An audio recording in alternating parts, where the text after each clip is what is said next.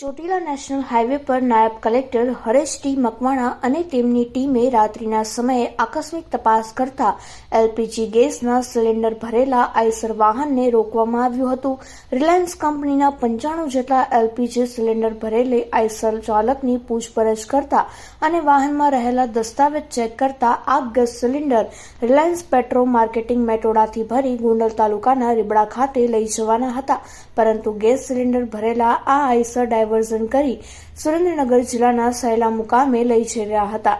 આ સમગ્ર ઘટનાનો પર્દાફાશ કરી 95 જેટલા કોમર્શિયલ ગેસ સિલિન્ડર અને આઈસરને ઝડપી પાડી ₹10,69,172 નો મુદ્દામાલ જપ્ત કરવામાં આવ્યો છે અને માલિક વિરુદ્ધ કાયદેસરની કાર્યવાહી હાથ ધરવામાં આવી છે. ઓકે.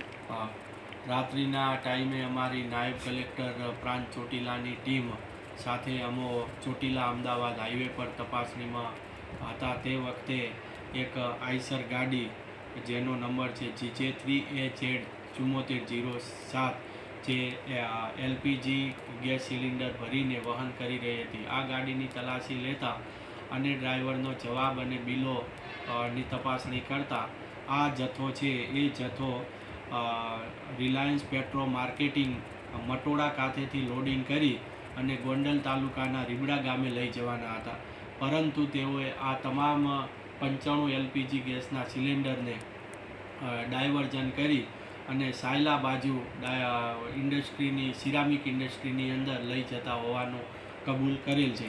જેથી આ તમામ જે જથ્થો છે અનઅધિકૃત વાહન તેમજ ગેરકાયદેસર રીતે ડાયવર્ઝન કરી અને જીપીએસ સિસ્ટમ પણ બંધ કરી અને લઈ જતા હોય તેઓએ ગેસ સિલિન્ડર રૂલ્સ 2016ની જુદી જુદી કંડિકાઓ અને એલપીજી કંટ્રોલ ઓર્ડર 2002ની જુદી જુદી કંડિકાઓનો ભંગ કરેલ હોય તેઓના જે માલિક છે, જેઓ રાત્રે હાજર થયેલા હતા, ધીરજભાઈ ઉકાભાઈ લીલા, જે રીબડા તાલુકો ગોંડલ નાઓની સામે કાયદેસરની કાર્યવાહી હાથ ધરેલ છે.